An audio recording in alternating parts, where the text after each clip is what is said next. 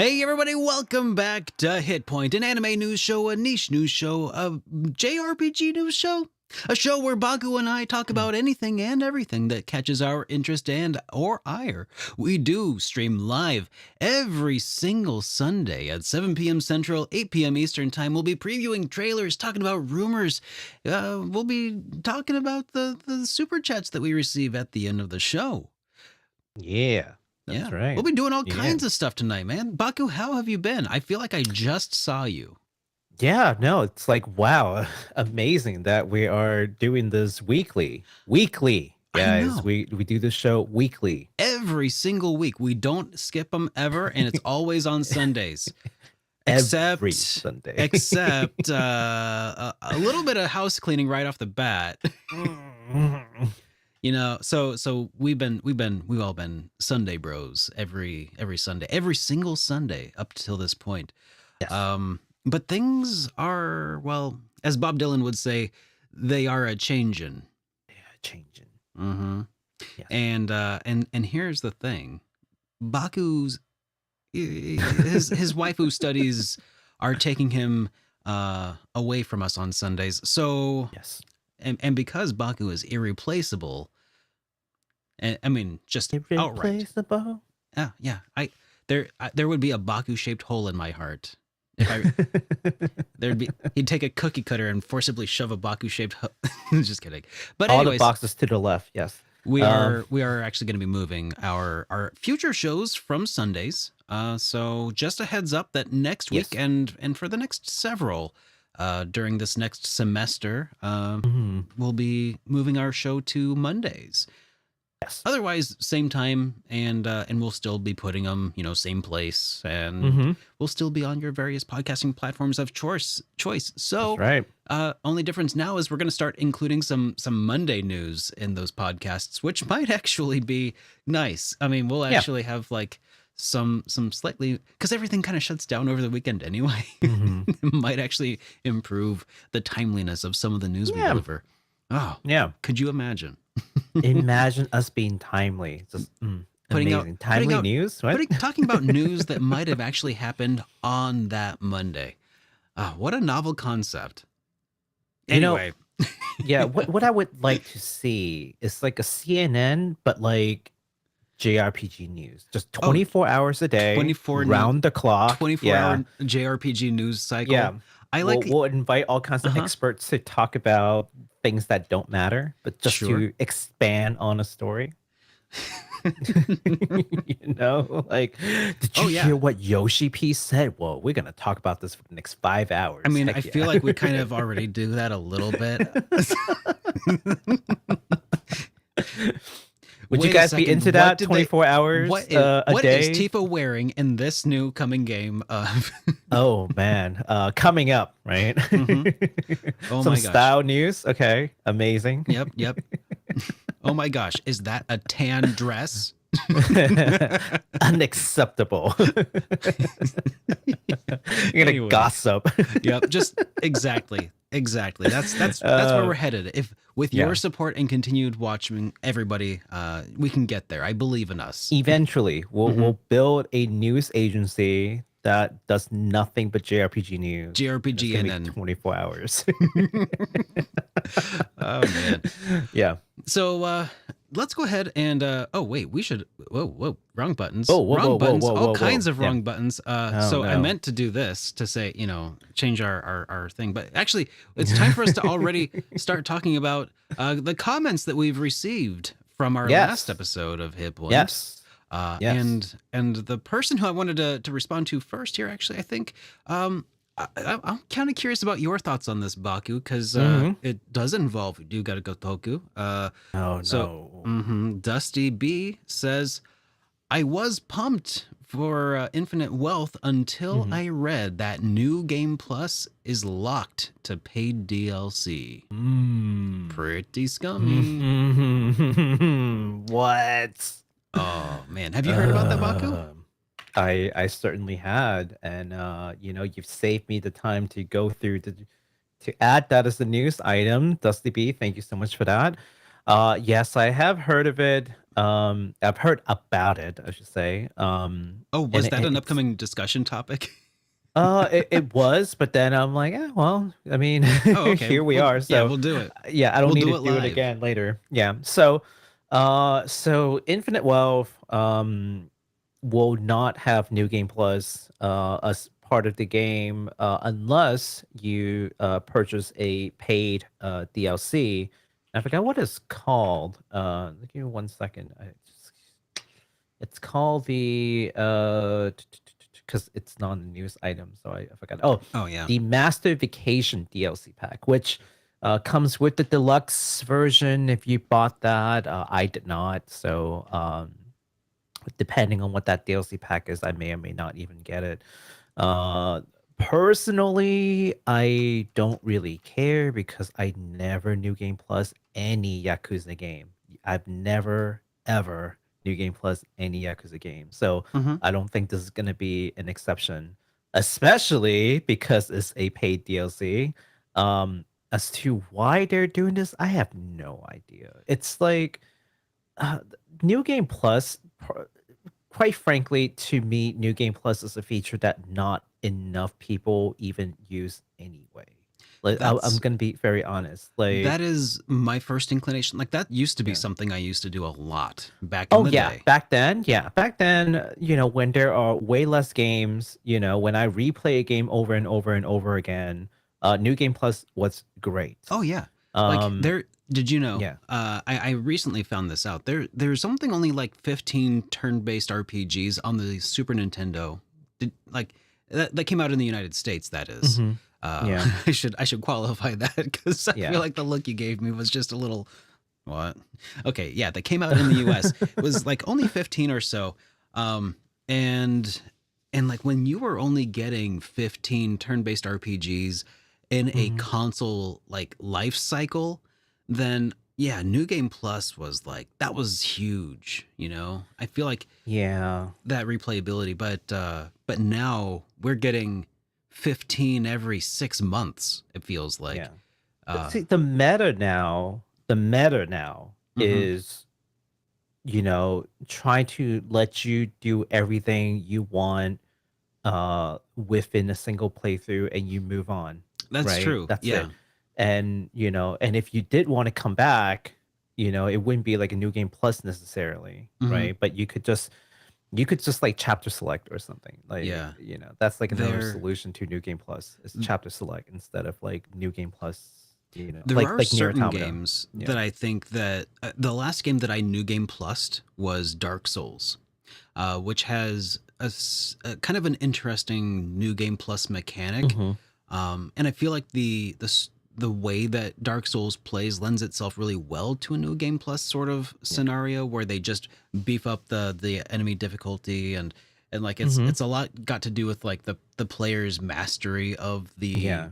Like action RPG hell. Was system. it And nightmare mode for like a lot of the Trails and Falcom games, right? Like, oh, you've yeah, gone through the game once.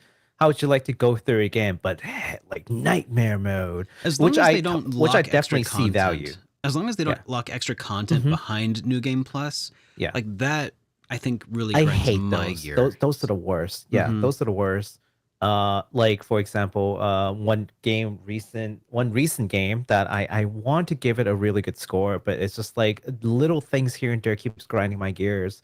And that's Xenoblade Chronicles 3. Hmm.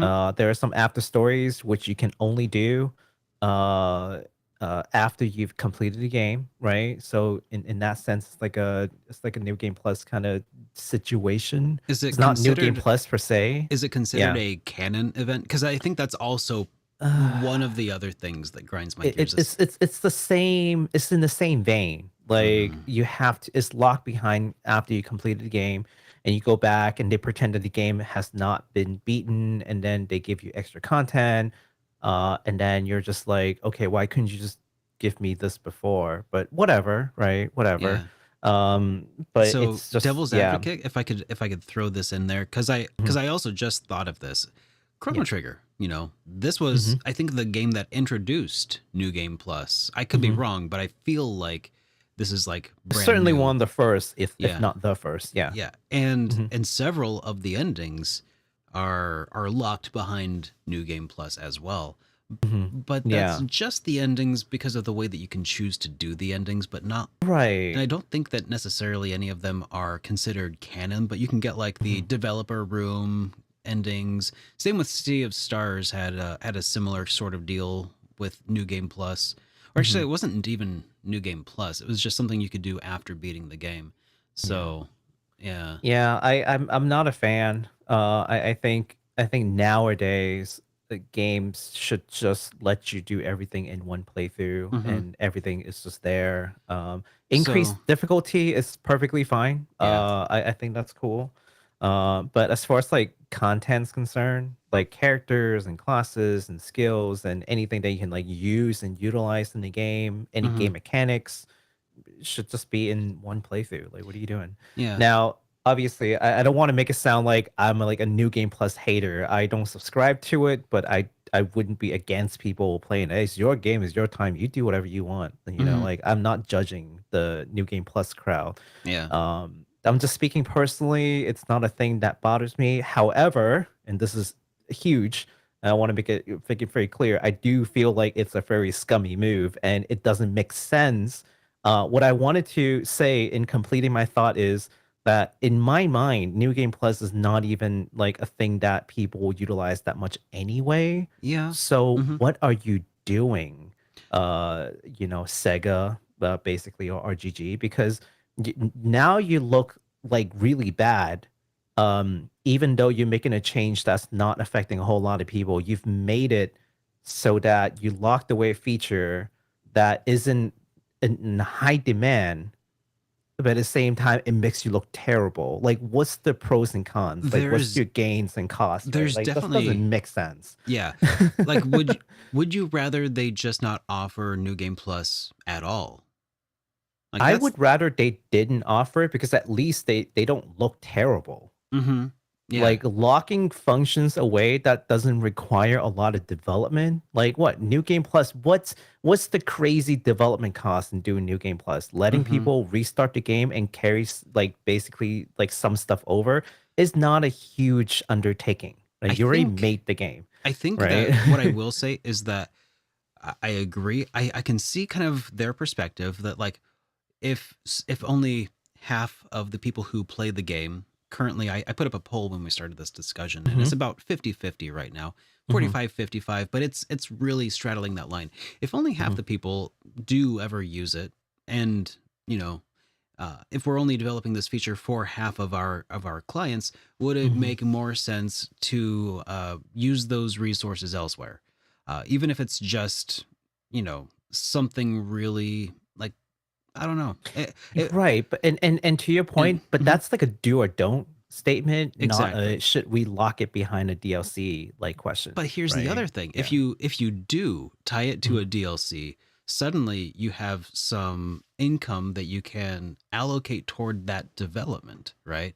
So like Mhm. you can use projected income from that, or not income, that's maybe not the word, but revenue Mhm. from that Revenue, yeah. to start making more improvements than just, reset the event flags essentially. Yeah. It, And again, I mhm. don't think it's a huge undertaking. And if we have any game developers in the chat, feel free to like disagree with what I'm about to say. But just looking at it from like a programming perspective, I don't think resetting flags is like a hard thing. And they already set certain like data Mhm. class that are related to class stats and yada yada. It's very well organized as they should be. I hope they are, because man, if they weren't organized, Mhm. I don't know how they developed this program. But Well, coming from like a programmer perspective, I bet you everything's already like structured out, yeah. and all they have to do is switch a flag that says like keep these numbers, keep these If data, and then just reset you back to an early flag. that It's is not hard. assuming that they're doing New Game Plus the way that we kind of colloquially like assume that it would be done. Mhm. And what I'm thinking is it's tough to judge it just yet until we've Yeah, gotten that's our hands on true. it to see if That's true. maybe they're doing some additional development for what's behind New Game Plus. And Yeah. that could, that could change the value prospect, right? Right. Well, It half and could. half, right? It's hard Half to and say half. until we get it. Half and half, because the way that I look at it is there are two things that could happen, right? Either the two separate things. One is New Game Plus at all, Mm-hmm. right? And the other are content you can only access with this DLC pass that are new, but you can only do it in New Game Plus. Yeah. But that's two separate value proposition, Yeah. right? And Mm-hmm. what they're saying is we're going to lock both of them away. What I think would make sense is for them to have a DLC that's only accessible after you've beaten the game, which is fine. Like if you just wanted some extra stuff, here new stuff that comes with the DLC pack, but it's only accessible after you finish the game in a new game plus.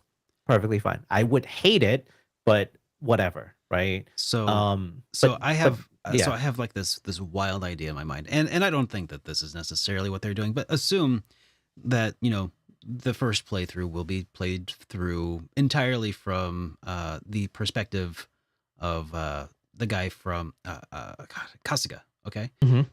suppose New Game Plus is the same story as told from the perspective of uh, the Dragon of Dojima, Mhm. Kiryu. Mhm. Instead, Yeah. and maybe it involves a lot of different scenes, a lot of different development, and maybe Mhm. they call that New Game Plus. That's just like a far flung Yeah. thing that could be Yeah. cool, but Mhm. maybe it's not. Um, Yeah. but that would be Yeah. pretty I, neat, I wouldn't I wouldn't traditionally call that like a new game plus, but right? because when I think new game plus is literally new game, like With starting a just new reset, game. with keep your Yeah, stats. but you just keep Yeah. keep things, Uh huh. not necessarily just stats or stats, but like could be money, it could be equipments, it could be some other things like Mm-hmm. in I think in what is it in P5 is you keep the ranks, right, with Yeah. your confidant so that you don't have to like do it again, right? Mm-hmm. Things like that. Like I would be like new game plus is for.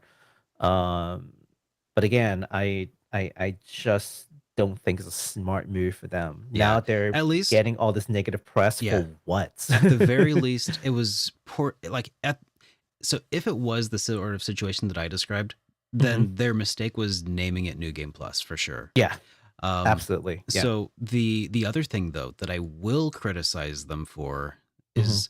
is that even assuming that all this other possibilities that I'm throwing out there were true, they're Mhm. still developing this during the active development of Infinite Wealth. So Mhm. Yeah. essentially, this is maybe not day one DLC. Is it day one DLC? Anyways, I'm not a fan of day Yeah, it one looks DLC. it's definitely day one because they had planned this DLC with the deluxe edition, Yeah. right? Okay. And you could have pre-ordered that early, so it's a perk that Hmm. they already knew that they were going to do, Okay. which is So kind of yeah. silly. Yeah. So yeah. So even stepping back from the initial discussion of like, what's the better thing here is they did choose to do a new game plus, Hmm. and they chose to lock it behind a DLC, and Hmm. then they chose to develop it during the regular development cycle of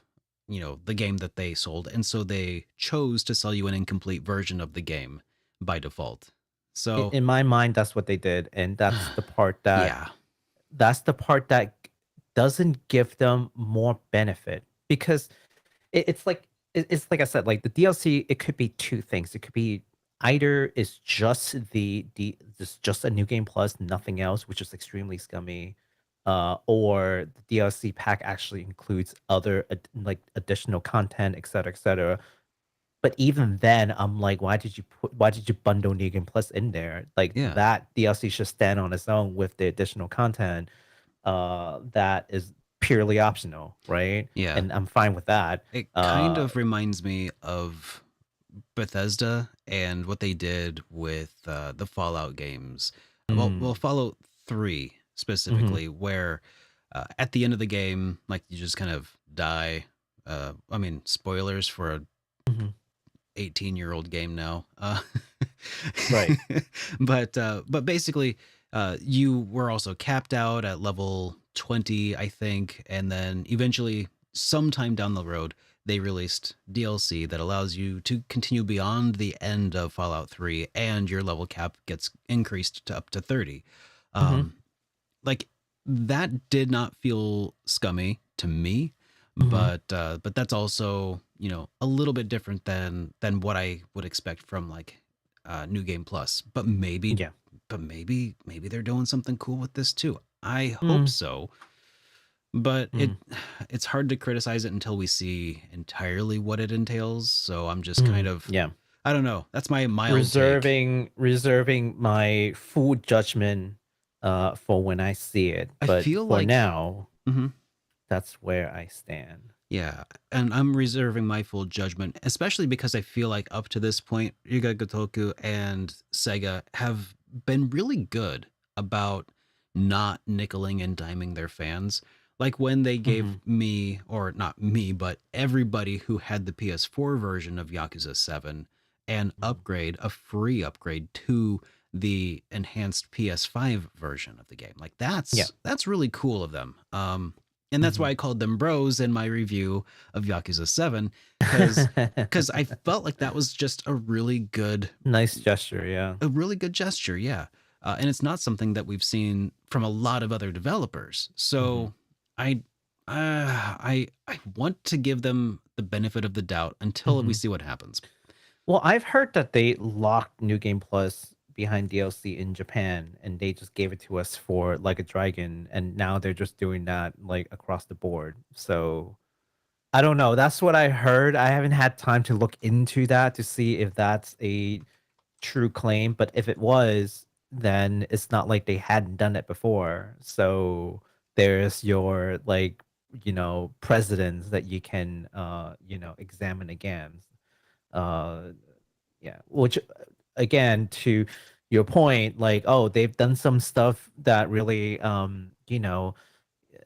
brought on like the goodwill from the community, and then they Yeah. squander it for what? Yeah. This really? Like, Hmm. this is the hill you want to die on? Like a DLC that it lets people do New Game Plus, which Yeah.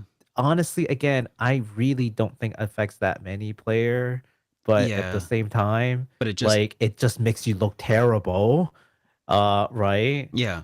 Yeah, because Hmm. I'm not affected. I already told you this, but I still feel like that's a scummy move. And Yeah. you already gave me like a negative like feeling about your company, right? Do Even you though I'm not know? strictly affected. Do you know how much the DLC is going to cost? I don't know. Boy, here's another thing. Like if it's expensive, then that's another reason to get even more angry. Right? But then if it's inexpensive, you're like, why? You're So, making nothing from this, but you get all this negative press. but they're Like, giving it with day one edition. why? They're giving it with day one editions of the Mhm, game. Some mhm, developers have done like cheap day one DLCs, like $5 here, $5 there, a dollar for mm, this, a dollar for that. They've done stuff like that to kind of recoup costs from the secondhand market, right? mhm. So if every new game came with a code for this DLC that was then used by the first person who played it, then this would allow them to recoup some costs that were, stolen. Well, not stolen. That's a stupid phrase. That's a rewind. I'll take that back. I'll eat those Mhm, words. That was basically that they were not inside of the deal on, essentially. Helps yeah. them continue to reap the benefit of putting out a good game that continues to be in demand long after they, might not sell any more new physical copies. I mean, and that's what like cosmetic DLCs is in part supposed to do for you, right? Hmm. Like Yeah. it's like you said. But If this was like a $5 yeah. DLC, I'm not miffed. If this is like $15, like If it's like that seems a like, $5 DLC, I'm less mad, but then I question their sanity. I know. Like Because is that $5 really here or there to buy all this bad press. Like, what's wrong with you? I know. At that point it's literally just nickeling and diming. Like it's a nickel. Like Yeah, it it's costs nothing. uh, But they're crazy. I know. I'm buying like a $20 steak, and then they're like, "Well, there's a $5 charge associated with the butter that we give you. Do you want that extra compound butter? It's 5 cents." Yeah, just give me the dang butter. Okay. Yeah. Anyways, um, yeah. Yeah. Do you want to move on to the next subject here? Sure. Okay, this one came from Carlos Rodea, who Mhm. said immediately downloaded the Dawn of Dusk demo. Hey, Awesome. nice. All See, right. so Dawn of Dusk, Crystal Tale was the game that it was one of the few new games that were coming out this week, last Mhm. week, that we had actually got to talk about, and it immediately caught my attention. And when I saw Carlos said that, I knew I needed to throw that in here, if only to plug the fact that if you saw that trailer last week, I made a review. I got a code from the developer Mhm. Breadfrown, and that was a lot of fun to play. And I played through the whole thing, and I put out a review already. So Mhm. go check it out if you're curious. I mean, wait until after the podcast today, preferably. Nudge, nudge, wink, Preferably. wink. Yeah. Actually, played it on quiet in the background, and then go back and watch it again for real. Yeah. If Watch it twice. Do it. And his name was totally Fred Brown. I was right. Oh, yeah. Yes. I was Yep. like, yes, I knew it. That's kind of what I assumed as well, but it's good to get that confirmation. It was a really fun game. Yeah. I wasn't. I think I was expecting more like Mother Earthboundy vibes from it. I Mhm. mean, visually it was, but it was definitely a bit more like Undertale-y vibes from like Mm. emotional storytelling, character design Oh. standpoint. A Mhm. little bit of and the way that like the charging and defending. So like when you are being attacked by an enemy, by a boss specifically. Have you played Undertale before, Baku? I have not. I've seen people play it. So you know how like when you are attacked by certain boss fights, like they do this little screen pops up and like you move your little cursor around. It's Mhm. kind of like a replacement of that, where it brings up the Game Boy style interface where like Mhm. you move your character around to like do a task in order to avoid being attacked like in the turn-based combat. Mhm. So it's kind of like that, and it's also like that for like when you're charging up your spells and stuff.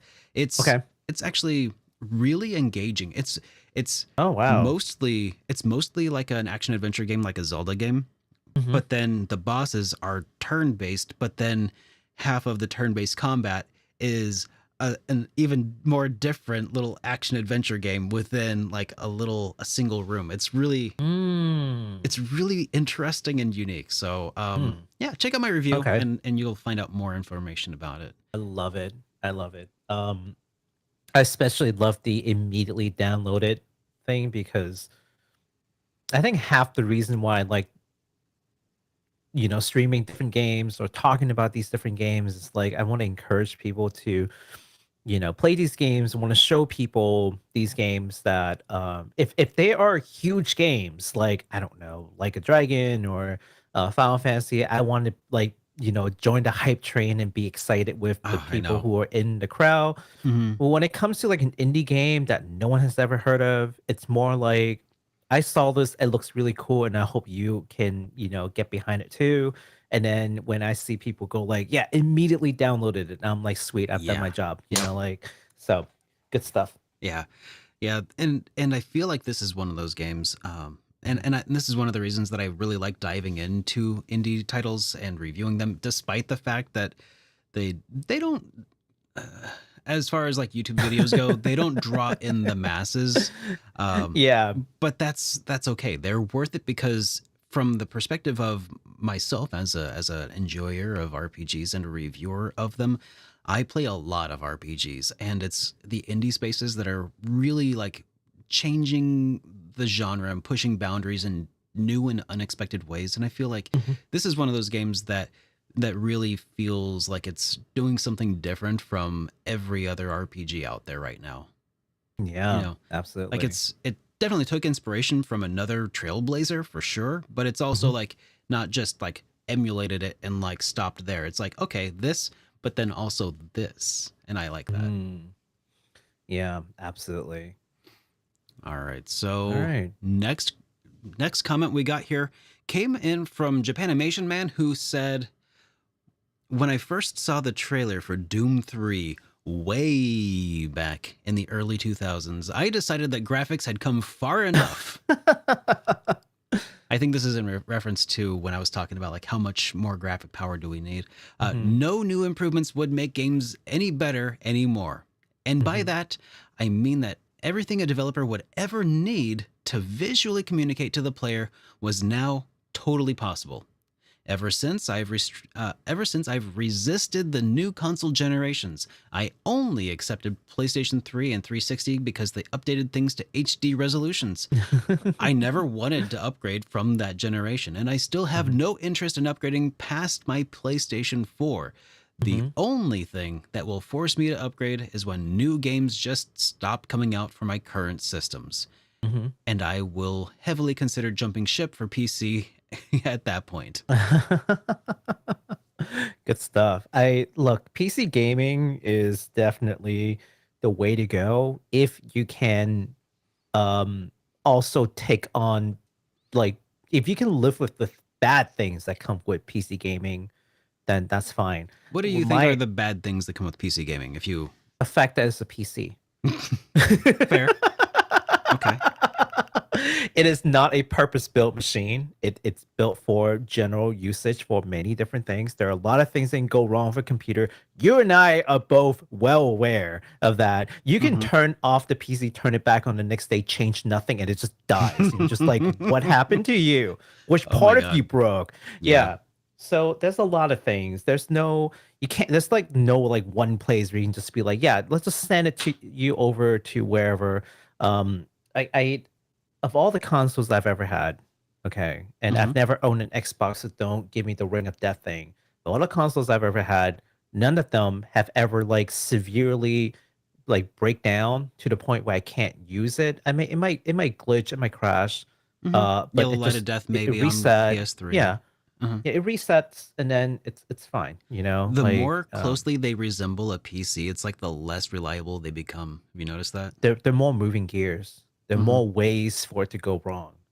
Like again, just like the computer, like a PC process many different things that aren't related to gaming, and any of those screws can be like the thing that like sets it off to like a blue screen, right? Yeah. And so, you know, there's just more ways that I can go wrong. I can go on about the negative things that you have to accept about a PC, but so as long as you can accept those things, PC is fantastic. I have a gaming PC. I wouldn't trade that for anything. So I also have all my consoles, right? so I I also think- wouldn't trade that for anything. yeah, I think Yeah. that you touched on something really interesting because as soon as you started describing the problems with PC gaming, the first thing that popped in my head was Steam Deck. When you said it's not purpose built, I'm like, Steam Deck is purpose built. It is. Yeah, it is. Mostly. And its competitors. Mm-hmm. But the I feel like its competitors are lacking in a major way, but go ahead. but then when you look at a Steam Deck, now you're also missing out on some of the good things about a PC. Well, it's not a PC anymore. It is 'Cause- now a console that plays PC games. Yeah, which is why it's not a perfect comparison, right? It's like, yeah, you get the purpose built part, but now you don't have the upgradability part. Yeah.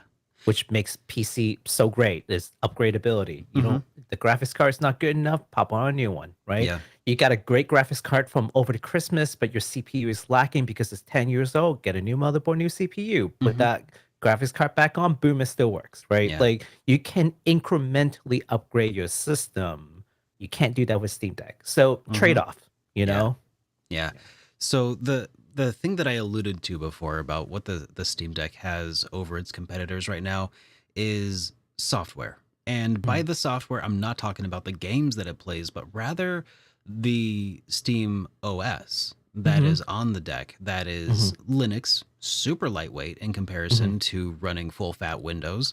A lot less prone to just random, well, I turned it off one day, turned it on the next day, and it's broken. I mean, this version specifically seems to be a lot more robust than Mhm. than other Windows installations or other even Linux distros, if we're being honest. Mhm. And it is, it's built and designed. It's fully what's the call, vertically integrated. Mhm. Which the kind of like an iPhone in that sense, Mhm. where the software is built specifically for that piece of hardware, Mhm. and with the expectations that these are what's going to be in it, and it's designed to work exactly with these pieces of hardware, Mhm. and because of that, there's a lot less variation, and your expectations for like performance won't change a whole heck of a lot. Mhm. So that's one of Yeah. those things, like navigating on a Steam Deck. From what I've seen, I don't have a Steam Deck, so I can't speak from experience yet. But from what I've Mhm. seen, like the way that you can interact with the entire OS through the controller that is built into the deck is Mhm. just unparalleled. And you don't have to have these weird like docks that you have to like fumble around with a fake mouse and your touch screen or your right analog stick and stuff. It just seems like a nicer experience. Yeah, Which no, that's definitely. Mhm. I mean, at that point, it's like an Android system, Mhm. Yeah. right? Like all the things is purpose built for Android, or the coding is, or for Apple, Hmm. right? So I feel like it's the same deal. Yeah. Um, but yeah, and also for folks who are throwing additional things that are not necessarily great about console and PC, like I'm reading some of that, like totally valid. Don't think that this is like an exhausted list of like goods and bad things. Not No, really we're trying to we're go down detailing that everything, rabbit hole. Baku. This is actually the We podcast from now detailing on. everything. Oh, Yep. this is the podcast now. Yep. This Okay. is our life now. Uh, yeah, totally valid. And noted. Like bad ports is another thing, Oh God, and yeah. like yeah, bad ports is a lot of things, right? But then it also has good things. Again, trade off. But what I don't want to do is what a lot of like PC like master race would do is just, oh yeah, look at these crappy graphics and technology on your PS4. Oh, how could they call this current gen? Look at my PC. It's just Mm-hmm. wow, amazing. And then I'm like, well, what a great way to frame that in a way that does not touch on any of the bad things. Have you talked about cost? Like your current I gen know. PC, how much did you throw in? Like $2,000, $3,000? How much is a Mm-hmm. console? Like $500, $600 is ready to go, right? Like, Yeah. and all the peripherals that you Yeah. need, right? Your gaming peripherals, how much you pay for that gaming keyboard of yours and that Mm-hmm. mouse, right? I Yeah. don't know. Like, it's pros and cons, it's trade-offs. What I would encourage for people who are interested in any kind of gaming Mm-hmm. is like actually figure out their goods and bads, and then see what you can accept, and then get the one that makes the most sense for your lifestyle. Yeah. That's what it is. It the PCMR discussion on along those lines reminds me a lot of like car dudes, you know, Oh yeah. car dudes who are like, Yeah, the car I got guys, I, yeah. I got this, Subaru WRX, and I can The drift around. STI. Hmm. Yeah. Yep. Oh yeah, they all have STIs. All STIs. My friend, it's funny because my friend just came and visit yesterday, and Hmm. he's one of the proud STI owners. Uh-huh. And I'm like, yeah, we got to talking. But now that you explicitly brought up WRX STI, I'm like, yeah, go on. I Yeah. hope that he's listening to this right now. Please, Yeah. Derek, trash Yeah. him. Oh yeah, your friend definitely has an STI. Yeah, So, gross. but I trash him all the time for his but cars, what though. I was getting at, Um, though, is like some car people are like, they're cool, it's a hobby. But then there are the yeah. people who are like, dude, your car can only, like, what are you driving, a Pinto?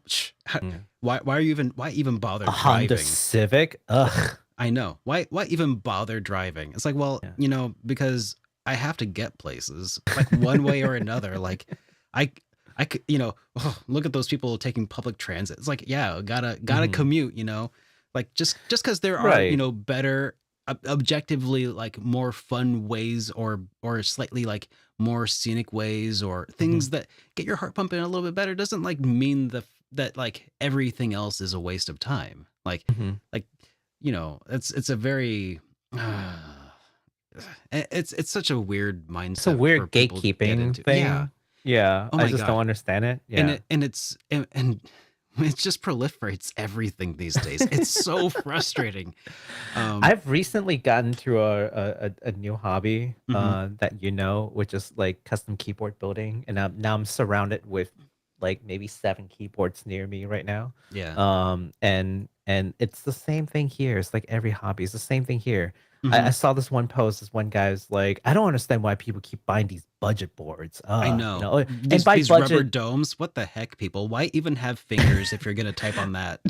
no, and by budget, they're talking about like maybe like $150 to $200 a keyboard, which Mhm. is in any other arena of talking about keyboards is already expensive.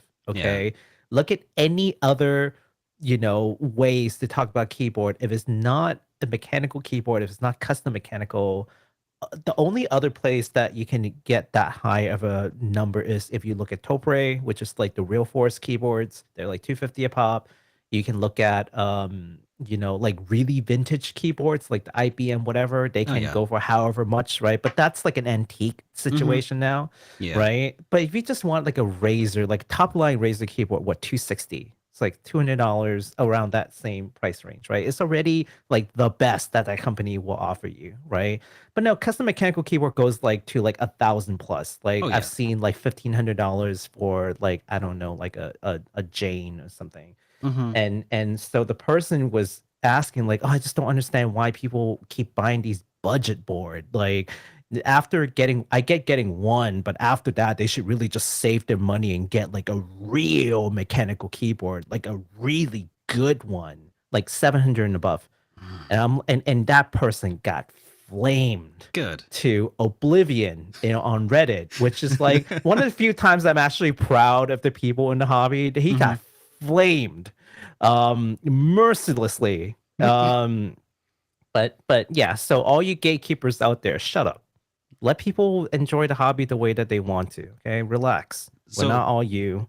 Okay. so let me reel us back because I think we kind of went off course a little bit while talking about Yes, the yes, the yes, yes, comment yes, of yes. of the day, which the guy was actually talking about how we really don't even need graphics.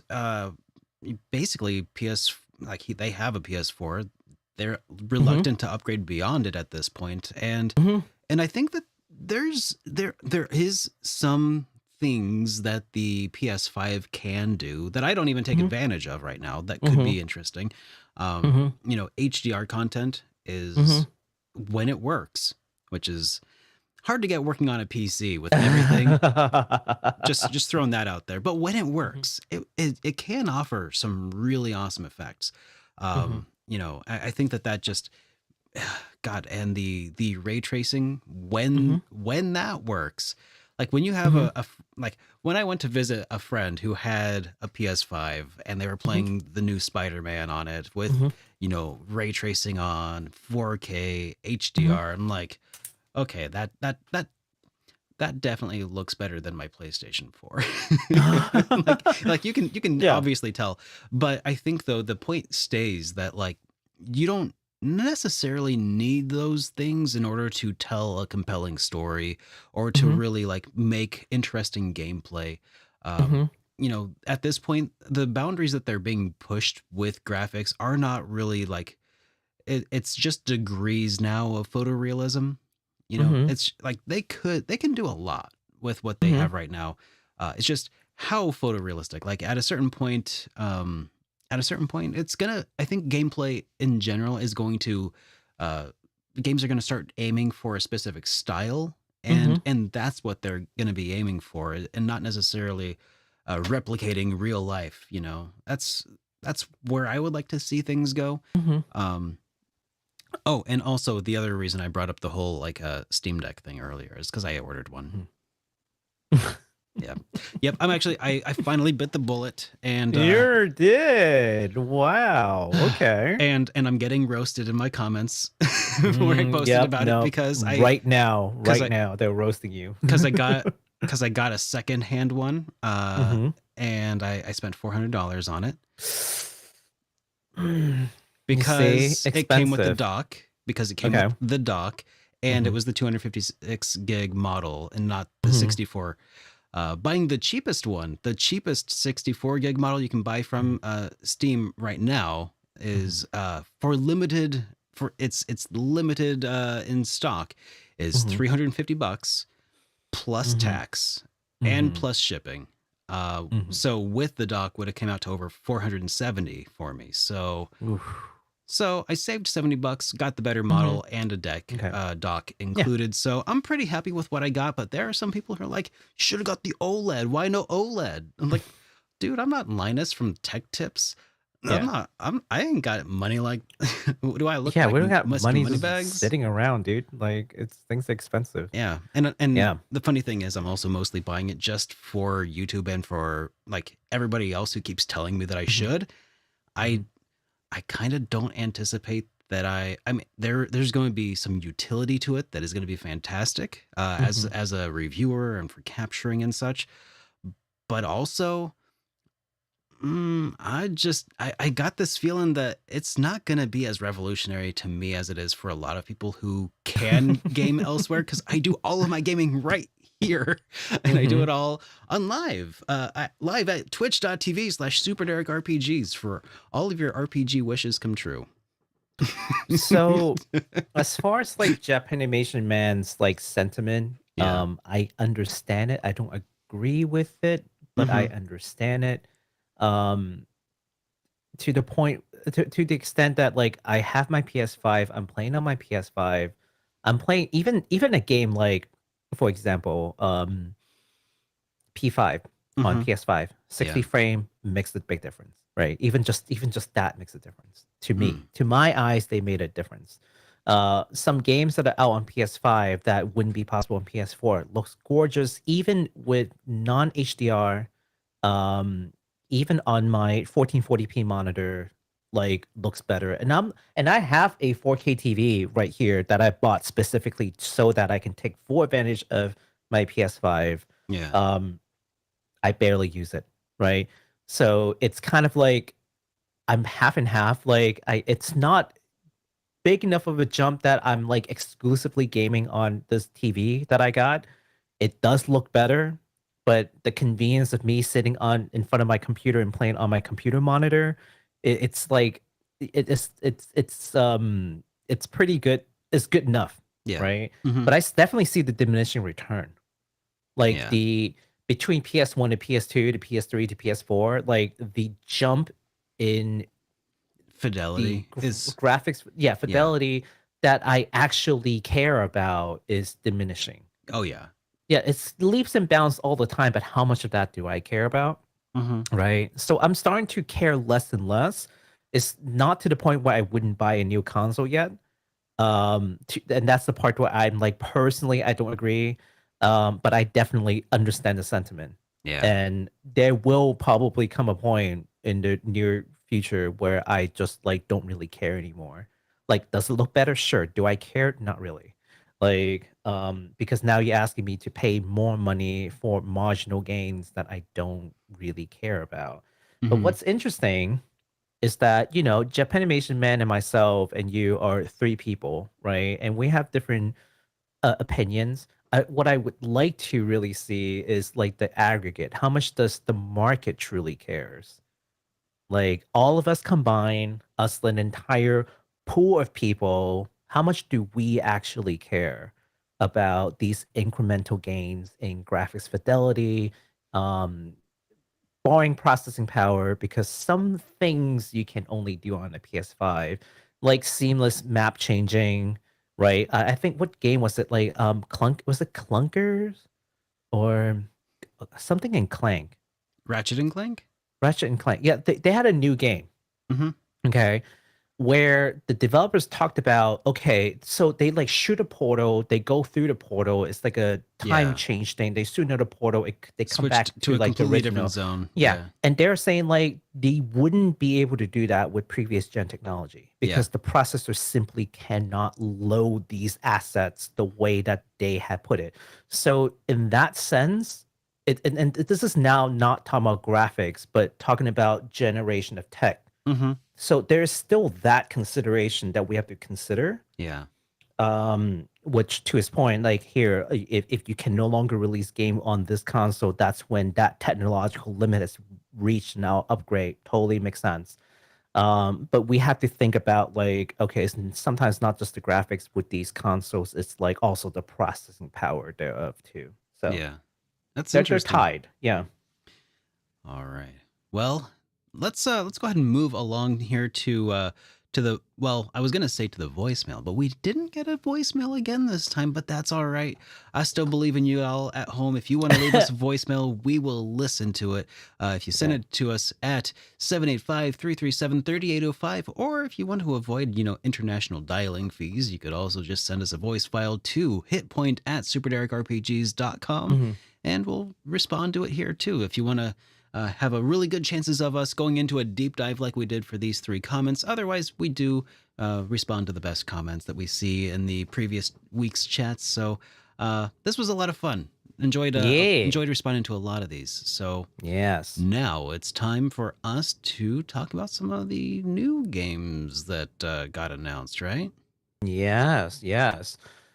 All right, but before we do, I do want to ask one question for all the people who may leave comments, because this is what I'm interested in knowing. Are you a PC gamer? Are you a console gamer? Are you both? Why not? Like, why did you decide that this is like the platform for you?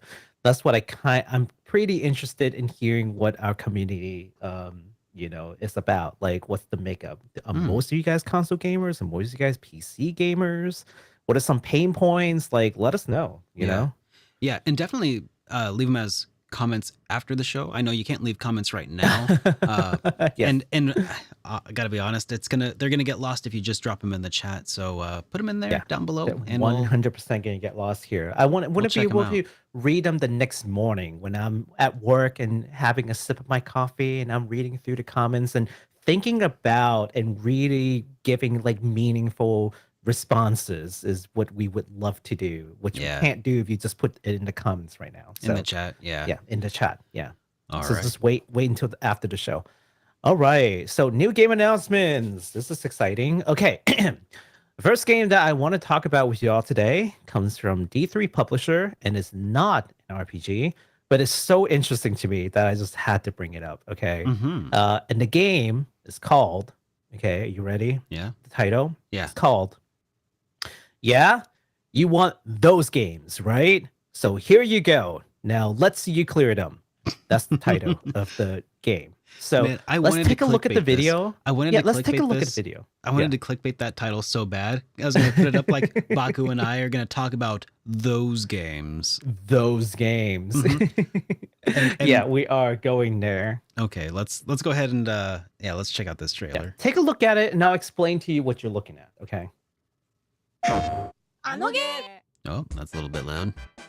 There we go. Okay, so these are games that you may have seen from like cell phone ads, right? And the thing is about these games is they look interesting, but when you click in them, it's never those games ever. It's some weird like Chinese company probably trying to get you to bait click you into it and then give you something completely different and try to get you to like spend money on their like mobile game trash, right? So it's kind of a scam. But these So what a developer did was, okay, there are all these games that these like company keep advertising but you can never actually play. What if we actually program them, put it into a game, and let you actually play them? Well, so here they are. Here are the games. Let's see you clear them. So this is the one where you like save the guy from lava and like unlock to get to the yes, it's like that. So it's all just those games. It's those games. That's genius. Like just stealing like the good ideas from all of like these stupid advertisements. Oh my god, I made them into actual games you can play. Oh my god, I love this. I love the idea for this. This is so stupid, but I love it. Just it's only $10, so it's not like it's gonna break your bank if you want to support the idea. And from what I've heard, they're actually pretty fun. So, you know, like That's hilarious, man. This is a super interesting concept because yeah, I am so tired of seeing all of these stupid ads. And they're yeah, just like, you know, one only 1 in 17 people can solve this puzzle or yeah. whatever, And it's and like it's like stupid puzzle, and it makes you want to click in and be like, oh, whatever. Like I am one of the 7 in 17.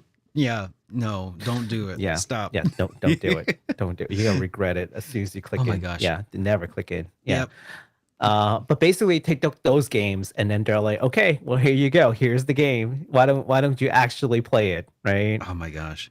So there you Yeah. go. The title again is yeah, you want those games in quote those games, Mm-hmm. right? Well, here you go. Now let's see you clear them. Uh, Oh, I ten love it. bucks. It's such a This game perfect was title. right. This game was already available on the Switch and PC last year Oh, during our little hiatus, so yeah. that's why we didn't cover it. But it is now also being made available for PS4 and PS5. So if you're interested, it's on those consoles, Dude, like for they like should 10 bucks. this is the stupidest thing ever, but they should totally port it to Android.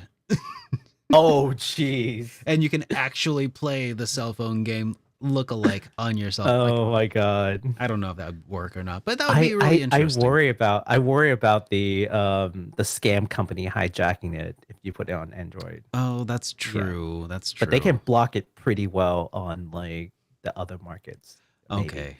Other than Well, Steam. I don't know. We'll see. Yeah. all right. Well, hey, let's go ahead and talk about an actual JRPG. Yes. Well, I mean, some people might take issue with my use of the Yeah. phrase, but Yeah. um, Pitchforks right now oh, out it's for not Derek. a real JRPG. No, it is. How dare you? Developer Sabotage Studios have announced that they will be releasing a DLC for their critically acclaimed RPG, Sea of Stars. Oh, I'm so excited for this. I know. Yeah. I thoroughly enjoyed my time with Sea of Stars, Mhm. and we knew that this was going to be coming for a while. We didn't know what it was going to be called. Mhm. Information about this is very limited on what the DLC is about at this time, but we do know that it is called the Throes. Throes, the Mhm. Throes of the Watchmaker, and it will expand upon the world of Sea of Stars and, quote, provide additional insight on the narrative overarching all of our games. And so that's talking about not just Sea of Stars, but Mhm. it takes place in the same like universe Mhm. as the Messenger, the Mhm. title, the 8-bit style action platformer that they Mhm. put out a while ago. Mhm. They all share a universe, and so this is kind Mhm. of like going to be going over what that is. So I'm curious about the And Throes of the also, Watchmaker. to add to that, Mm-hmm. they're working on what they call Game 3. Oh, So overarching would include that under the umbrella. gosh, if they made it into an Hmm. action RPG instead of a turn-based RPG, that would be pretty sweet Mhm. too. I would be down for that. Um, Yeah. Now, I will also mention that the Watchmaker is Mhm. also a character from Sea of Stars who makes the really cool little inside mini game that has like the little like uh the little characters made of brass that you like send and attack each other with. There's a really fun mini game. I talk about it in my review of Sea of Stars. Mhm. So go check it out. If you Hmm. haven't already seen that review, it's a very fun review to put together. Spoiler free, by the way. Yeah. Those who backed the game, by the way, are planned to receive the DLC for no additional cost. Yes. Which, At least is what they've told us for now. They yeah. may change their mind. Don't come at us. We're just the messenger. Get it? Ah, Yeah. you're fired. All right. Next week, Hit Point will only feature Derek. See myself out of here. I am still waiting for I Am 8-Bit to finally open the pre-order of Sea of Stars, the physical edition. And I'm I getting know. really antsy about like the lack of information. Like I think we heard about it a couple months I ago, and then just like know. silence. I'm gonna have to go on PlayAsia and snag a copy at this rate. Like if we don't hear something Yeah, soon, I want to support the official Western release. I Actually, I do, don't even know if but PlayAsia still has it, honestly. yeah, their silence is just, ugh, yeah. So, I can't wait to see I can't wait to see what comes with it. And I'm hoping that the wait is worthwhile because I'm hoping that they would release some kind of limited edition because I kind of want a little bit memorabilia with this game because I know this game is golden already, Hmm. right? It's proven itself with the market. So I would like little memorabilia stuff with it. Just for my personal collection. Yeah, Um, some feelies or something yeah. would be really But if it nice. doesn't, if it's just like a release, then I could have just gotten like the Southeast Asia release and it would have honestly made no difference. Then Hmm. I would be a little irritated that they've taken all this Have time you for what? have you played it yet? I have not because I keep waiting for it. Oh, you've been. Oh, okay. Yeah. So you I haven't didn't even. request for a I key wasn't sure or if you were gonna anything. double dip or not, but No, I okay. refuse to double dip on games.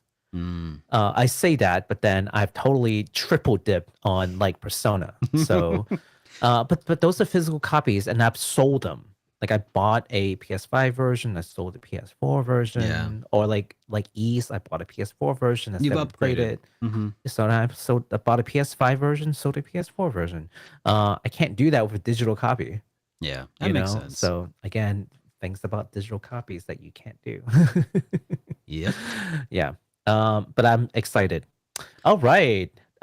Next up, we've got a bit of a news that I missed again from last month. But we're sharing now. So Acquire announced a new game called C.A.R.D.S RPG, the Misty Battlefield, that will bring together roguelike deck building with Mm. tactical RPG. Oh, So, uh, okay. yeah, this game follows a character named Vel, the commander of the Clausewitz battalion, who will lead her troops into battle against the nation of Fathania. Yeah, That Fathania. is, Yeah, yeah, something like that. planning to use the power of their chimera. Oh Yeah, God, I'm not pronouncing things correctly today. that's okay. Their chimera, uh, to take over the world. Yes. So let's take a look at the gameplay. You get an idea about what this is. All right. Yeah. So it's a tactical RPG. You move, and then the battle becomes like deck Oh, building situation. I'm not. I. Yeah, I know. I knew as soon as you looked at it, I know what you're about to say. But go on. It's those paper doll Yep. looking There you go. looking I knew graphics, it. I man. I knew it. can't. I can't I do it. knew it. I I can't. knew it. There. I knew it. Mm-hmm. I knew it. When I saw the gameplay, I'm like, yeah, Derek's not gonna like this. I. Do I think the concept's interesting? Yes. Do I think the graphics is necessary up your alley? Absolutely not. Yeah. The concept Yeah. seems cool. Mm-hmm. But you lost me at like Favorite paper doll cutout? Yeah. Yeah. I hate that too. I hate the paper doll cutout look. Unless it's done as a stylistic choice because it's like an art book situation. We talked about that, Yeah. right? Yeah. But this is not. So, No. I can't excuse it. But anyways, hey, if you guys like deck building, if you like tactical RPG, and you're like, hey, what if I put together these two elements? How would that play like? Well, there you go. This is a game that may scratch your itch, and is releasing sometime this year on PS5, Switch, and PC via Steam. Oddly, leaving PS4 out. I don't know why. Oh, It's it needed that next gen processing performance. that Switch totally can do that PS4 cannot handle. Don't be jealous. It's just so odd. It's just so odd. But anyways, It was just yeah. easy. It was easiest to port it to Switch because it's already a mobile. That's exactly it. Okay, and Mhm. I don't want to dog too much on because I know somebody probably worked really hard on this. Uh, Man, I just feel bad sometimes. Yeah. Like I 'Cause, said, I'm not a fan of the art, but I think the concept is cool. So yes, it's a so somebody personal taste thing. somebody put in some work into this. It just the the art budget, I guess, just must not have been there. Yeah, unfortunately. Yeah. Well, anyways, moving along to the big headline of the day, which is that Nintendo have announced that Golden Sun and Golden Sun: The Lost Age, two games that I've reviewed relatively recently, by the way, are coming out on the Nintendo Switch Online as part of the expansion pack tier. And they even kindly put together a little trailer for the two games. Just a tiny trailer.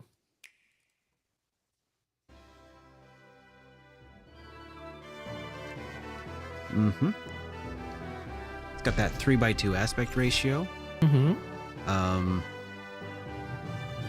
Actually quite like it.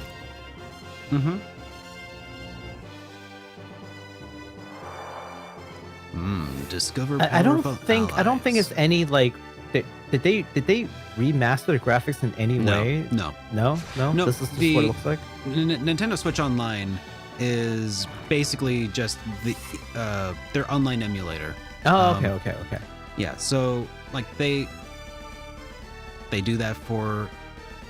Well, I'll talk more about it here in a second, but the games are fantastic, and there's a good reason that a lot of people are really excited about this. I will say that these games have some of the best puzzles of RPGs of this caliber. And they are so visually unique due to the way that they were on the Game Boy Advance, which kind of straddles this line between Super Nintendo and PlayStation 1 style era graphics. Some of the animations here are absolutely wonderful. And the turn-based combat is very unique and fun. So there's a good reason a lot of people are going to be excited about this. And man, the music is so good too. Camelot, man, they cannot be stopped. Except here's the thing. This is my question is, or rather my word of warning, or okay, 2 words of warning. Hype responsibly, folks. Because I know I really want to be hyped about this and be like, Nintendo remembers that the Golden Sun series exists. You know what else? You know what else is on Nintendo Switch Online right now? Breath of Fire 1 and 2. And we haven't heard word nor hair of any, new development in Capcom, despite the fact that it's 3 years ago now? Capcom remembered that they have these franchises and that fans love them and that they exist. And yeah, I mean, this might be somewhat different because Camelot, I feel I could be mistaken, but I'm pretty sure that Camelot is kind of like Nintendo's like a second party developer at this point. They only develop games for Nintendo. Nintendo publishes them, kind of like Monolith Soft at this point. They're not Nintendo, but they're kind of Nintendo, right? So in a way, I feel like this could be some ray of hope, maybe. Welcome to the club. Yeah. There's a few rays of hope that we have seen come to Nintendo Switch Online over the last few years. And it's cool that it's there. You don't have to pay extra for them. Play them. They're fun. But don't let yourselves get hurt over this, guys, because I'll tell you, you end up on Nintendo Switch Online when they just aren't that into you. there are a couple of these games, including Breath of Fire, that are essentially what I'm calling their litmus test games. At least what I'm hope that they are, which is IPs that hasn't seen any new games for many years, but are beloved by fans, and we're kind of hoping that the fact that they are even being ported to a modern console can give them a chance to revive. Like things like Yggdra Union, Yggdra, Union is like one of those games. Like anything from like what is it, Department Heaven, or I forgot what their thing is called, but it's like things like that where they're kind of dead and gone, but they were some of the really cool games. um or like actually here's another one that was interesting, that I didn't write a thing for, but we can talk really briefly about it. Sure. Gravity Rush seems to see some kind of revival. I don't know if you ever seen Gravity Rush before. That was the Vita title, um right? yes, and then it got ported over to PS4 with like a remaster. They came up with a second Yeah, game it was on, critically yeah, acclaimed. A lot of people yeah, really loved Gravity Rush, and they but never had a third game. mhm, And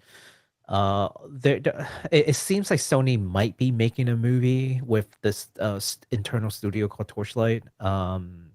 For they hinted it. They didn't explicitly say it. mhm, I saw the clip that people are claiming is the hint. I didn't. And just by looking at it, it didn't feel like it is Gravity Rush, but I could be wrong. yeah, But regardless, it's part of the, like, I'm hoping they will make a sequel for this one day kind of games. So and there are other games like Parasite Eve. Like, could we please get another one of those? But see, like, those games are not being ported, right? But yeah, if someone's making a conscious decision in these companies to say, let's make sure that these titles are in a current console, mhm, um, it gives me a little bit of hope. a little But bit, yes, yeah, a mhm, little bit. But hype responsibly is true. yeah. I Yeah. mean, that's isn't is Earthbound, Hmm. is that also on Nintendo Switch Online? I don't think it might not be. I know it was on the Earthbound? eShop for the Wii U for a short Hmm. while, and so was Earthbound Beginnings, but I don't know if those are On the currently Switch. on the Nintendo Switch Online Mm. service. I Yeah, I no can't think idea. of any better reason to not have hope if those are Hmm.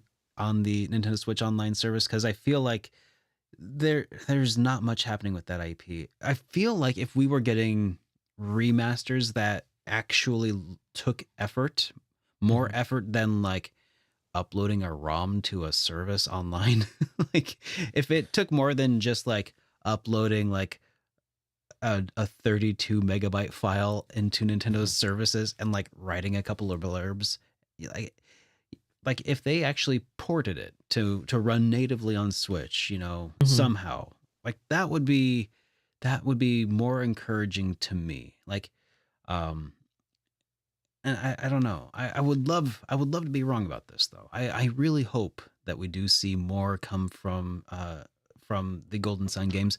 I know that Dark Dawn apparently left things in a bit of a pickle. Hmm. Someone once said that. I haven't played it myself, but Hmm. I would like to see them see some activity here and be like, oh yeah, maybe people actually do want to play this all of a sudden, and maybe we should consider making another game. But I don't know. A We'll have to sequel to Terranigma? Hmm? do not do not invoke the name of my savior like that, man. That is uncool. So, like, there's certain games, like, there's certain games like Earthbound where I feel like a lot of the reason why it's so beloved is because of its quirkiness, but also it's like how philosophically profound it is. Hmm. Those are the games that I have less hope of them making a new one, because it's one of those things that's harder to replicate. Like, quirky is quirky for one game, but the second, third game not so quirky anymore, right? Yeah. And the things that are philosophically profound, once the creator had said their piece, maybe they just don't have anything else to say. Hmm. I mean, So you Mother can't 3, for force instance, things. Yeah. like was thematically, like it was way different from Mother 2, in my opinion. Hmm. Yeah. It was very much like anti-consumerist kind of discussions. It was really interesting. Hmm. Yeah. You might consider a lot of what it had to say kind of painted Western culture and things in kind of a negative light. Mm-hmm. You know, did some. It was very critical in a lot of ways that I think I discussed more in a video about reasons why Mother 3 will never come out in the United States. I Oh, might I have remember that. I I might have remember been that. stretching on some of them, on some of my reasons, but I do feel like, oh man, it would piss so many people off. Um, if, but then again, like it's also one of those sort of things like if those children could read, they would be very Mm-hmm. upset.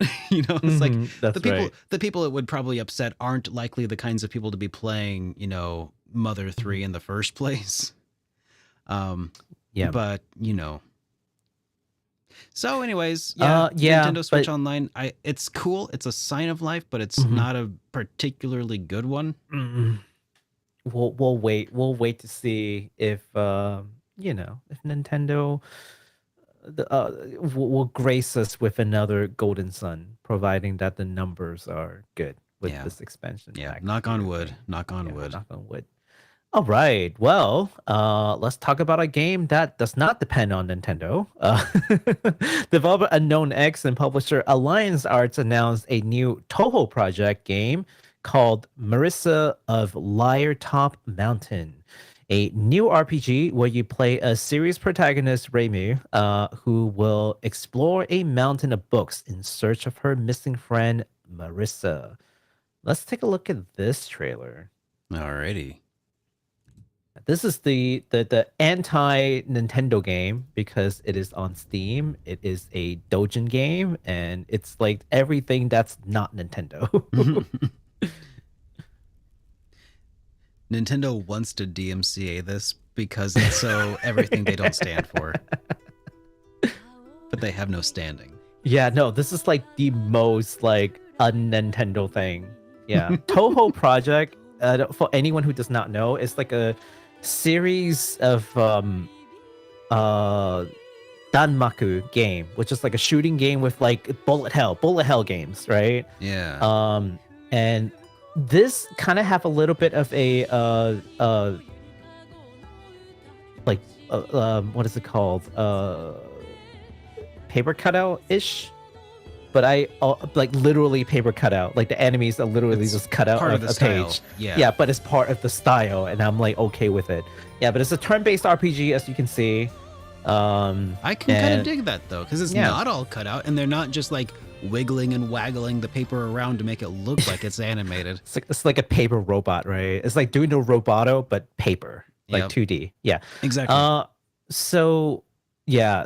So again, for anyone who does not know, Touhou Project, the series creator basically made a rule that said you can use any of my assets to make things. There are certain limitations, but you can make whatever and sell whatever. I don't care, right? And it's made it extremely popular in the Dojin scene, which is like basically think about like an artist alley, but like you make things, you draw manga, you make all kinds of derivative work. Games are especially popular with these characters and these lores, and you can freely use them Yeah. however you want with some limitation. I think one of his limitations is he does not want to see like lewd art of his characters. Like I think that was like one of his big thing. But Mm-hmm. other than that, like go nuts, write your own story, use the and don't claim this to be like an official thing when it's not like another one of his rules. But they're like very sensible rules. Yeah. Yeah. Now he could have charged people royalty for Mm-hmm. using his stuff. He does not. It's completely free. You can go out and use his art assets and characters and designs and just make your thing and monetize it however you want. And he would be like, yeah, go for it. That's pretty sick. So yeah, and that's why Touhou is so beloved, and that's why you guys keep seeing like these Touhou games that I bring up, Mm-hmm. and they're from different developers, and you're just like, what is this Touhou thing? So maybe I should explain that a little bit to like folks who are new to the show. So that's what Touhou is about. But the series protagonist, Reimu, is kind of like the main character that's across all the Touhou games. So she's kind of like the de facto main character. That's Mm-hmm. why we say that. But this is a turn-based RPG take on their lore. So pretty cool stuff. And I dig For anyone that. who That's really cool. yeah, for anyone who likes deep lore, Touhou has deep lores for you, but they're like nonsensical deep lore. They're not serious. They're pretty whimsical. Even though the world keeps getting destroyed, it's kind of funny how that works out for them. Anyways, if you like that game, again, it's called Marisa of the Liartop Mountain. It is releasing sometime this year. We'll keep you guys updated on PC only via Steam. All right. Yes. Next up is one of the games that I talked about a little bit during our last episode as something that I was actually really looking forward to maybe coming out this year. And we got some additional details from Bandai Namco, who gave us the release date for Sandland. Sandland. And a new trailer. Ooh. We'll take a look at the trailer, but as a refresher, Sandland is based on an original manga that was created by the legendary Akira Toriyama, and it follows the fiend prince Beelzebub in his search for the legendary spring hidden in the desert. Yes. So let's check out Sandland. Sandland. So I was just talking to someone on Discord today. Shh. And I want to watch this. Shh. Was the commander of the Royal Army. I will turn you down, Baku. You will watch it again. You will watch this again anyway. Whatever. I know, but I want to see this. There's actually English Exactly. narration. I'm pretty sure that means it's coming out in the US for sure. Oh no, it's totally coming out in the US. I know. Are you guys looking for the legendary She's a spring? new original character for the game. This is a Oh, okay. national Her name is emergency. It's getting the mechanic. dangerous Yeah. and fun. And she's original. Look at that artwork, man. The sheer Mhm. scale of it Hey, that makes it doesn't look feel like a less desert. than nothing in comparison. That must be the spring. Yes, that must be the spring. They found it. Spoilers.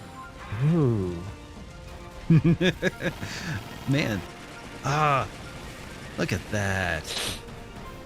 All right, so it looks ooh. Now that's what I call pod racing. Oh man. It's a little over the top. I like it. It's cool. Yeah. That's so Nice. cool. Okay. Nice. That light. I'm not much of a vehicle person, but Stand back, I feel like I'll take him out myself. That sail. I feel like this is a little bit. To the secrets he was keeping from his own army. One of the nasty relics. This looks like my spirit animal. Foolish war. I seriously don't understand human.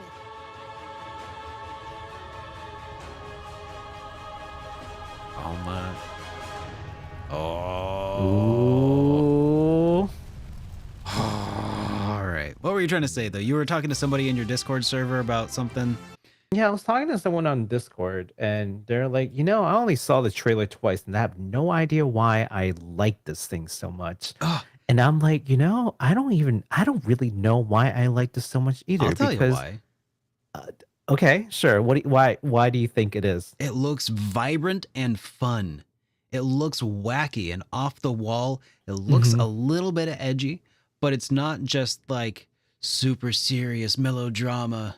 You Yeah. know when you go into this, you're gonna be playing something that's just like, I don't know, some kid had a sugar rush and described a wild Mhm. dream that they had, and also, by the way, they're the protagonist. Yeah, no, that's pretty much exactly on point. Like just a motley crew going on their journey, and it's just something that I really need in my life. Yeah. That isn't like, oh, look, Sephiroth is coming again, Uh-huh. or like, oh, there's the international war, and we're gonna have to fight against 10 different nations for world peace. Like, Yeah. no, It's I like, just you know want to go on what? a fun adventure, right? Exactly. I play Yeah. RPGs for escapism sometimes. All this doomerism in my games is a little I bit of a harsh. Yeah, I by the way, for those who don't know, I solved international crisis for a day job. Okay, so I wanted Via his, I want to get his away. degree in Yeah. waifu studies. Exactly. Exactly. No, but like that kind of like it's fun. It looks fun. Yeah. A lot of games that are coming out, they don't look fun. They look Mhm. like it's some kind of drama, which it's And those are fine great. when the mood calls Yeah, for it. Those are Yeah, great but- sometimes for sure. God, it's lacking this fun element. But this looks fun. It screams fun without being obnoxious, you know? So and I feel like the game trailer so far has backed that claim up, you know. It's like high octane, over the top action, Yeah. in that sort of like 90-ish, maybe even 80 Oh yeah. ish art style. It's taken me back. Like I think there's something about Akira Toriyama Mhm. himself and his illustrations that immediately like just take me back to a simpler time. Yeah. And it's not just another Dragon Ball thing, Mhm. you know, and that makes me happy, but it does look like another shonen kind of thing. Mhm. You know, and a new shonen from Akira Toriyama, a manga. And is it also going Mhm. to have an anime tie-in? I mean, it already has a manga, but It's a mixed media project, but I don't yeah, know if there's an anime tie-in. yeah. Uh, yeah. I'm very ready to just get swept up in something a little different for a while, Yeah. and this seems like a good excuse. So this is going to be If coming out. If Trigger animates this, I think it would be perfect. I mean, it's Bandai Ooh, Namco, so it's probably going to be, you know, Bandai no, gonna maybe. do it Hmm. in house. But boy, if Trigger, because Trigger is like known for this like over the top kind of like anime, like Gurren Lagann, or what's that Ooh, one uh, other? Kill a I Kill. forgot what. Kill a Kill. This is one other one that's like a film only one. Um, but anyways, yeah, and boy, like if they get to work it with Toriyama and animates this, I would watch the heck out of it. Um, Yeah. anyways, oh, I think they did. What's that one game from? What's that one game from? The people who made The Witchers. The Cyberpunk. I think triggered the Cyberpunk. Oh. Yeah, the Um. anime for Cyberpunk. Let me see. So Studio Trigger. They also Mhm. did Little Witch Academia. Uh, BNA, the brand new animal. DNA was good. Let's see. Studio Trigger just makes some good stuff, man. Yeah. I. Oh man. Did they not do? Yeah, they did Cyberpunk. Yeah, Cyberpunk Edge Runners. Oh, Edge okay. Runners. Okay. Yeah. Okay. They That's also cool. did Premiere. Premiere is the film one that I was thinking about. Yeah. There you go. They do some really cool over the top stuff, and they do it with style. Um That's sick. Well, yeah. guys, this is coming out on January, February, March, April 26th. I barely ever think of April. April Mhm. 26th. And it's coming to PlayStation 4, PlayStation 5, the Xbox stuff, and then PC also. Yeah. All the Xbox stuff. So, Yes. yay. Yay. All right, the last game on the docket. We're finally at the end of the list. Now, this was a game that I wasn't sure if I wanted to bring up, but then after I looked at the trailer again, I'm like, yeah, sure, why not? So, this is coming from developer City Connection. Announced a new RPG title called WiZmans World Retry. Hmm. Weird name. I wonder if it's supposed to be Wise Man's, but Wise Man, Wizman, it could be Wise Man's World. That's, you know sure. what? We'll I feel like, go Wise Man's. yeah, Yeah, because Wise I hate Man's. the idea of a whiz man having an entire world. Well, is I Wizman's.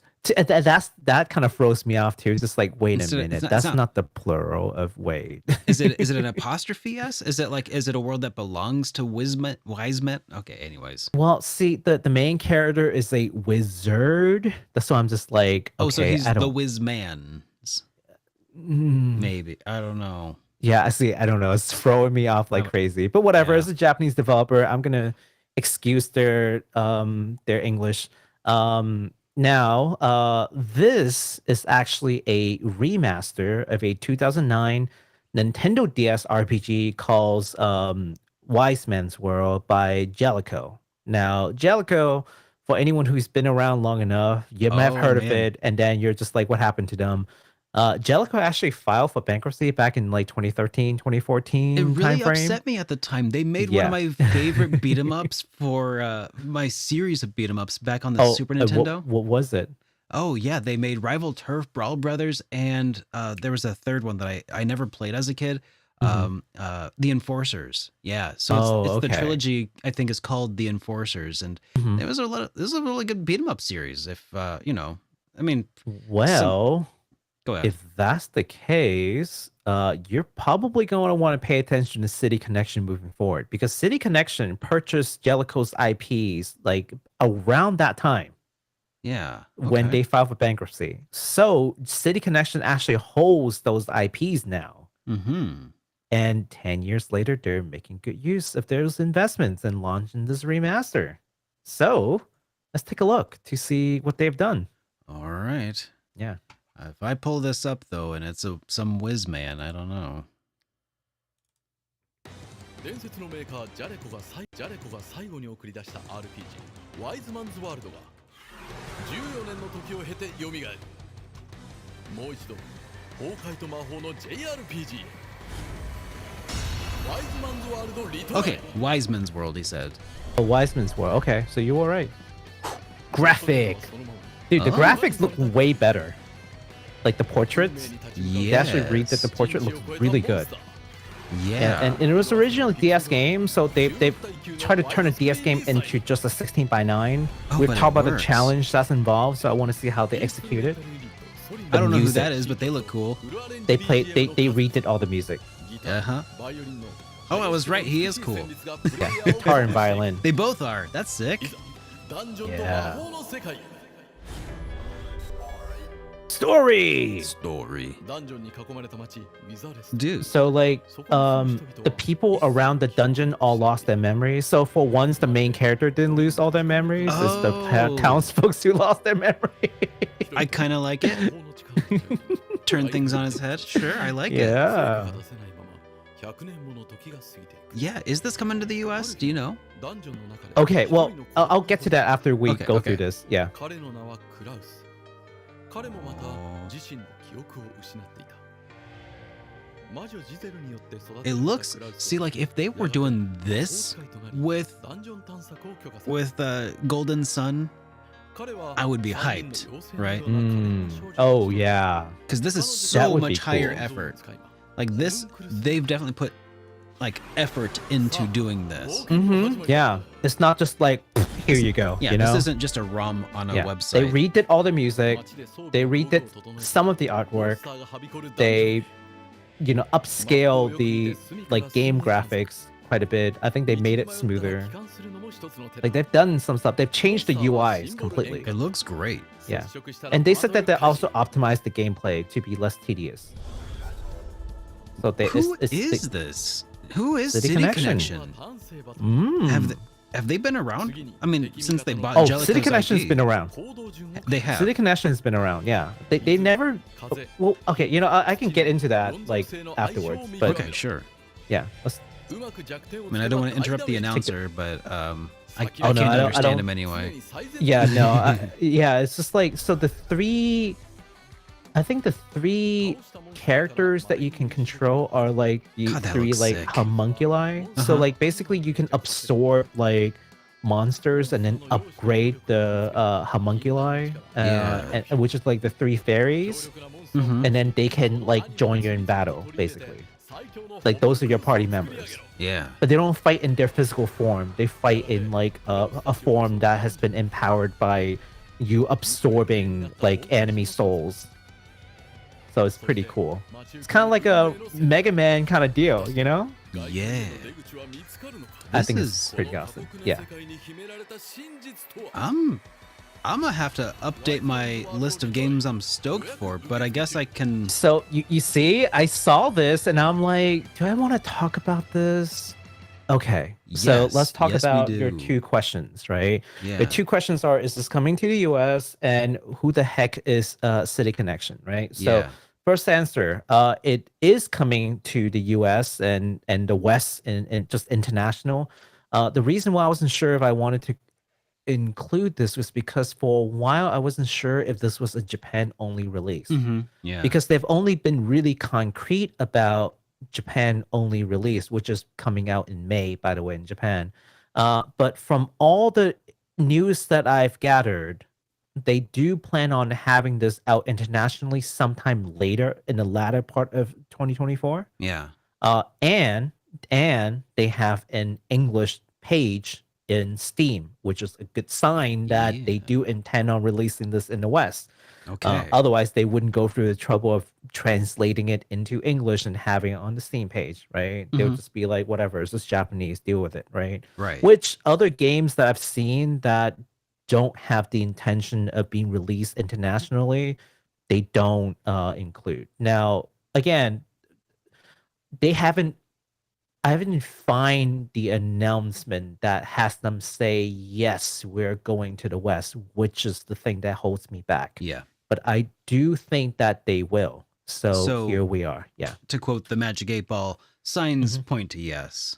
Signs points to yes. Now, as a second question, second answer, the answer to your second question, who the heck is City Connection? I think they've been around since like even the 80s. Like Really? they've been around, yes. And I think they focus on like rhythm games. Really? I think that's what they said. They're like a little known company that has just kind of been around and just like hung in there. And I Okay. don't, yeah. So platform. Here, this is interesting. 1985. Let me throw this out there. Yeah. City Connection is a Mhm. 1985 Jalico arcade game.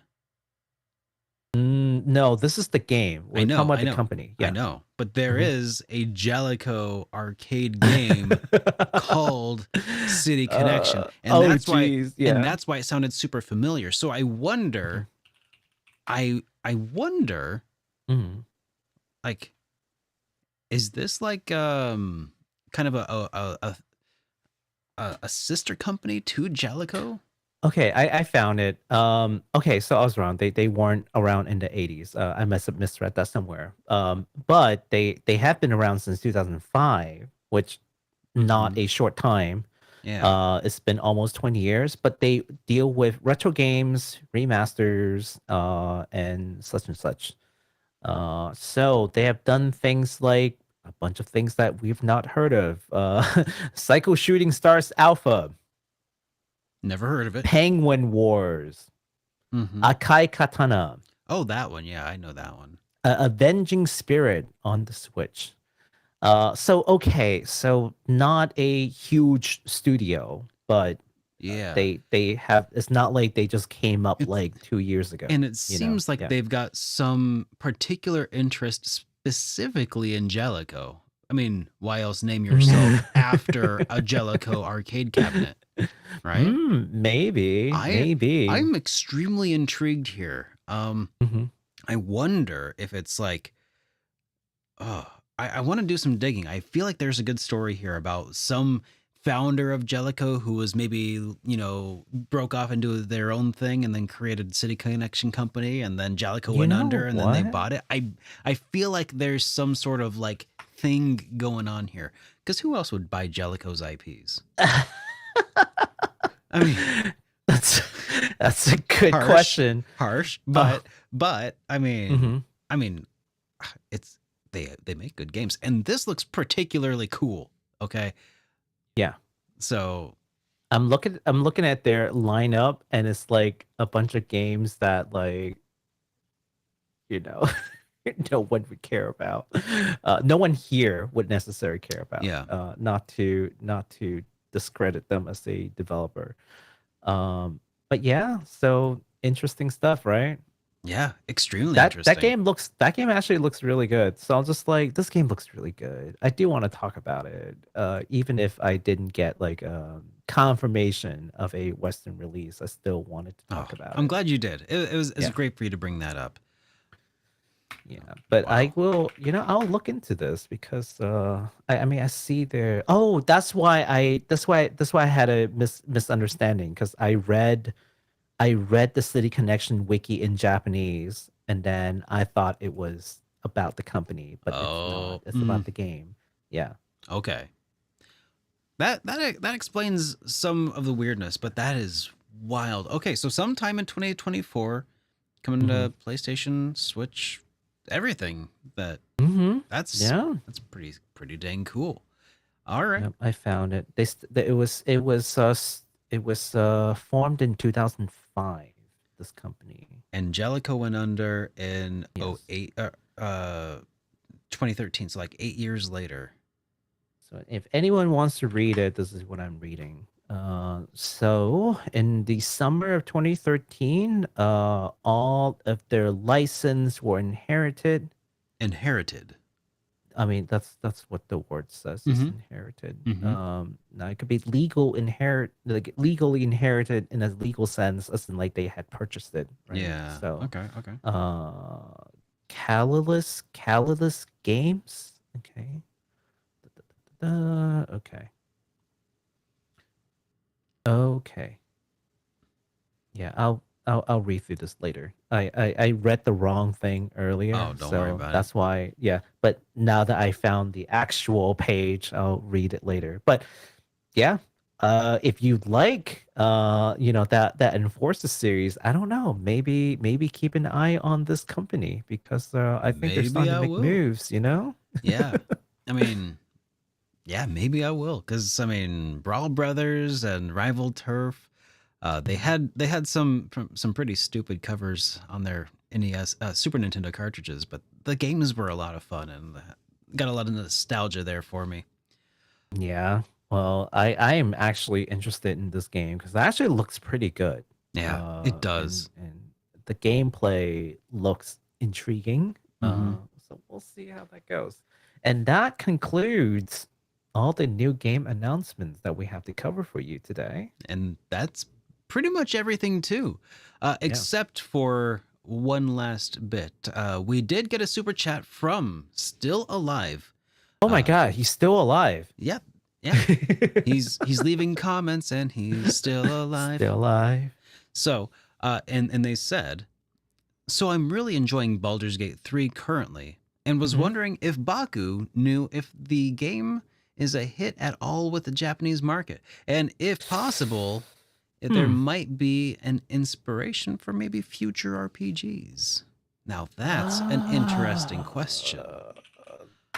That's a very interesting question. No? I don't know. Has it been even ported to Japanese? Because that's not an insignificant task for a game as huge as this. But I mean, I guess vaguely remember a couple of YouTubers playing it. The problem is I don't know if they were international VTubers. Yeah, no, I think they're they're English VTubers okay. and Indonesian. Mm-hmm. So international, but Yeah, I so don't English is probably think- strong in there. right, and they were playing it in the English platform. Yeah, so like Cali, Zeta, Beeview. Yeah, they're all EN and Indonesians. So, and they play co-op. I don't think it caught on in Japan, for one reason or another.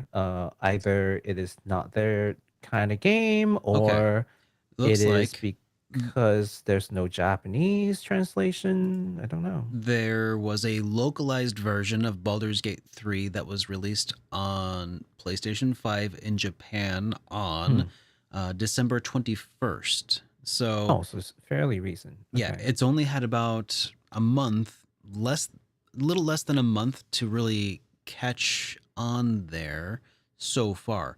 Especially towards the end of the year, they're like extremely busy with like over in Japan, like because of the New Year countdown, like, and then the first like week or two are just basically vacations, and they're all traveling and visiting families. Like Thanksgiving for them. For us, it's Thanksgiving in the States, but for them, it's like New Year is that sort of like family spending time and So this not is working. actually not a very good time for a game to release in Yeah, Japan not then. at all. And they may very well pick it up, maybe in a month or two, Might have to but be a slow burn. it may very well be. And I think the other thing, and I think the problem is that I'm looking at a lot of like the corpo, what they call Oh. like the corpo VTubers, which Mm-hmm. they have certain guidelines of what they can and cannot play. So maybe I'll look at Oh, some yeah. indies and some indie like streamers and see if it got picked up. From my understanding, no, because I have not heard any buzz from that side of the world on Baldur's Gate. So to answer your question, not 100% certain, but I doubt it because if there was a buzz, I would have heard it, even if it's not very loud. Yeah. Yeah. That's too bad. Yeah. I mean, it definitely Baldur's Gate differs in a lot of ways from what I understand of it, from a Mhm. lot of what a lot of Japanese people tend to value in their RPGs. But that doesn't mean that it won't. It just seems like it might not be the big hit that we would come to expect. Similar to how maybe Japanese RPGs aren't the nearly as big a hit in the West as they are over in Japanese markets. Yeah, we're a strange niche group of people who are coming together, getting hype about JRPGs. Like, I Yeah. hope we understand that. Like, this is the echo chamber of JRPG. Like, Yeah. oh, Yeah. JRPG is super cool. It's like, yeah, it's not that mainstream.